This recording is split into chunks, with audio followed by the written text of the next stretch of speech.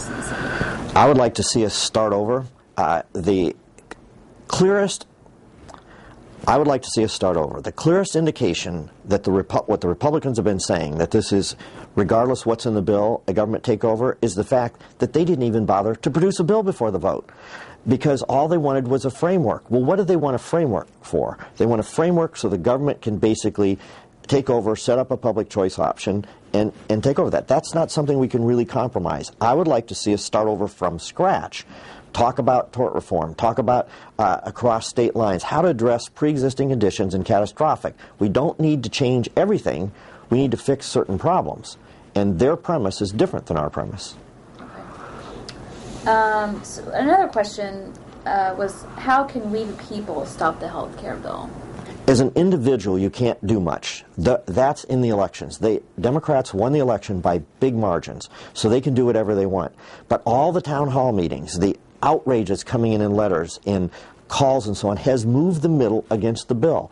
Then the Senate arrogance in how they bought off Nebraska, how they bought off New Orleans, how they bought off different areas, has added to the middle's frustration. Because of that, if people keep the pressure up like they've been keeping the pressure up, call, letters, even if they're not from your district, it's led to a feeling that this is a marginal political decision, and I believe they're going to have a tough time now passing a bill.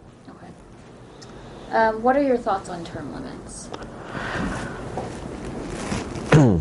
I've never supported term limits for individuals. If the system has term limits, then no district is disadvantaged.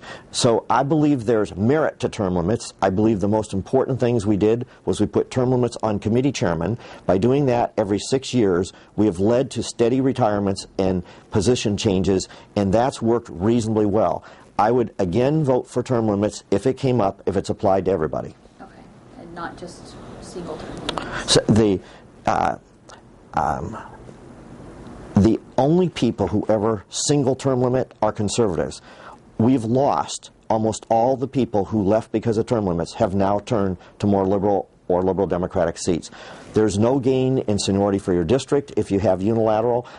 There's really nobody who supports term limits applied to individuals. It should be term limits applied to the system, or you shouldn't have term limits. Okay. Last question, just tell us a little more about your trip to Afghanistan. The most important parts of the trip were hearing General McChrystal himself outline why and how he thinks an insurgency thrust as opposed to a war thrust is different and why it will work. We met with President Karzai and troops there. The most important parts of the trip were meeting with General McChrystal, who sold his plan of how we could do this insurgency campaign now, working with the Afghan military, working with the people in Afghanistan, and targeting the Kandahar region and one other region, why this number of troops will work and how he intends to make it work. We met with President Karzai and talked to him directly about the corruption in the government and could he get a stable government.